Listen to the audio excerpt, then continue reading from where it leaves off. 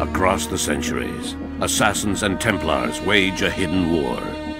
One side fights for freedom, the other for control. The fate of humanity hangs in the balance, and that balance is shifting. Welcome to Assassin's Creed Brotherhood Diaries. Assassin's Creed is about a grand battle between Templars and Assassins that is hidden behind the scenes of history. The Assassins are a force dedicated to maintaining and protecting our free will. And that sets them in direct opposition to the Templars, who are all about control.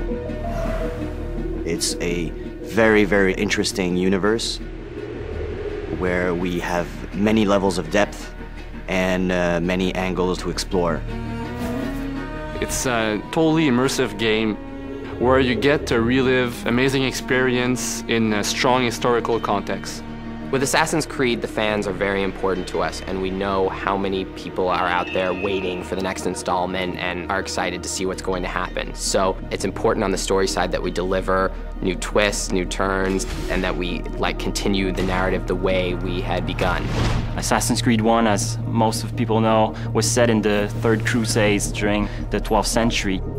Assassin's Creed 2 was set in the Renaissance. This time around, we are going to focus especially on the city of Rome itself and on the life of Ezio, the second part of his life where he decides to build a new order, which we call the Assassin's Brotherhood. So Ezio is initially just a young guy who finds himself forced into this world that he never knew existed. He's then exposed to this war between Templars and Assassins, and then struggles and fights to find his place in things. And it just so happens to be sort of at the side of the Assassins. Assassin's Creed Brotherhood is a little bit like a new season of a great TV show. Assassin's Creed Brotherhood starts off at exactly the moment that Assassin's Creed 2 ended. So, when we made Assassin's Creed 2, we understood that Ezio's story was more epic than anything we could tell with one game. And this time around, what we wanted to give the players is the fantasy of being leader of an assassin order.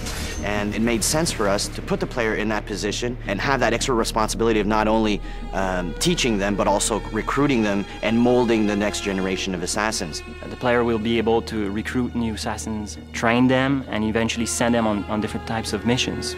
You will see many familiar faces in Assassin's Creed Brotherhood. Lots of characters that you knew before in Assassin's Creed 2 will return, but not necessarily the way you expect. Now, Ezio is much older, he's wiser, and he's about to become a leader of the Assassin Order, and he'll need to prove that he truly can lead. But things aren't going to go as planned. Next on the Brotherhood Diaries. We're introducing a fresh and unique multiplayer experience, so that's the first time we are doing that for the Assassin's Creed franchise. In Assassin's Creed Brotherhood, the player is going to get to actually create the Renaissance in Rome.